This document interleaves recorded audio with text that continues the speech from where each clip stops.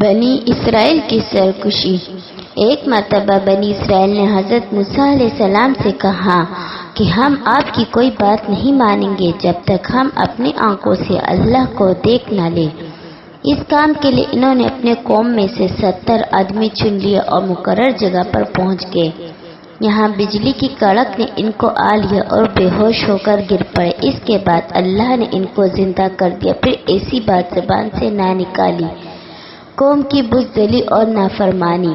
آپ نے قوم سے فرمایا، اللہ تعالیٰ نے تم میں سے نبی پیدا کیے اور تمہیں آزاد کیا، اب تم ہمت کر کے ملک شام پر حملہ کرو، اللہ تمہیں ضرور کامیاب کرے گا۔ اگر بزدلی سے کام لیا تو ضرور نقصان اٹھاؤ گے۔ مگر ان لوگوں نے صاف انکار کر دیا اور کہا، وہاں کے رہنے والے بڑے بہادر اور جوان مرد ہیں، اگر وہ اپنے آپ ملک خالی کر دے تو ہم ضرور اس ملک پر قبضہ کر لیں گے، ورنہ آپ جانے آپ کا خدا، ہم تو یہاں سے 1 انچ آگے نہیں بڑھیں گے۔ آپ ان کا جواب سن کر بہت ناراض ہوئے اور دعا کی، اے میرے پروردگار، مجھے اور میرے بھائی کو ان نافرمانوں سے الگ کر دے۔ اللہ تعالیٰ کی طرف سے ارشاد ہوا، تم ان بدبختوں سے رنج نہ کرو، ہم نے 40 دن ان کا داخلہ ملک شام میں بند کر دیا ہے اور یہ جنگل میں بھٹکتے پھریں گے۔ حضرت موسیٰ علیہ السلام کی اور حضرت خضر علیہ السلام کی ملاقات۔ ایک مرتبہ آپ اپنے خادم کے ساتھ سفر کر رہے تھے، چلتے چلتے ایسی جگہ پہنچے جہاں 2 سمندر ملتے تھے۔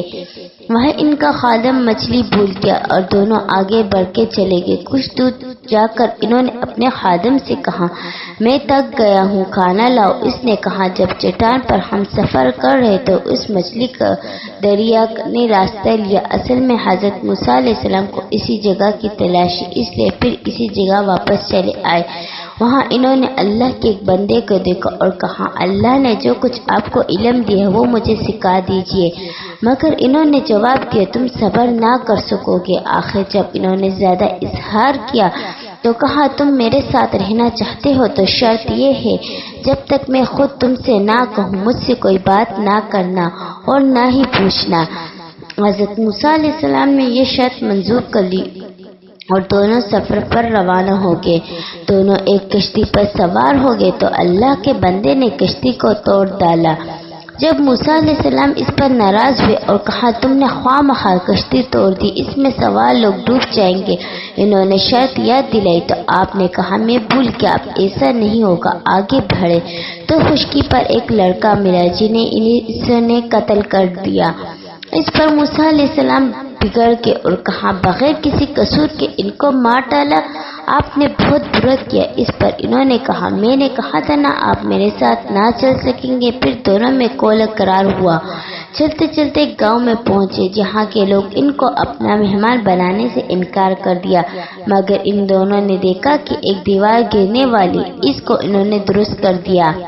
حضرت موسیٰ علیہ السلام پھر صبر نہ کر سکے اور کہا، آپ چاہتے تو ان سے کام پر مزدوری مانگ لیتے۔ اللہ کے بندے نے ان سے کہا، ہم دونوں ایک ساتھ نہیں رہ سکتے، مگر جدا ہونے سے پہلے ان قصوں کا مطلب سن لیجیے۔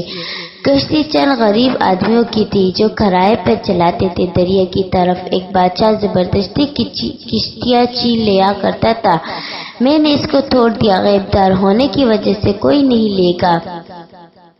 یہاں لڑکا تو اس کے ماں باپ ایماندار تھے، مگر یہ سرکش اور کافر تھا، ڈر تھا کہ اس کی نافرمانی اور کفر سے ماں باپ کو تکلیف نہ پہنچے۔ میں نے قتل کر دیا، اللہ انہیں مہربان اور نیک بیٹا عطا کر دے گا۔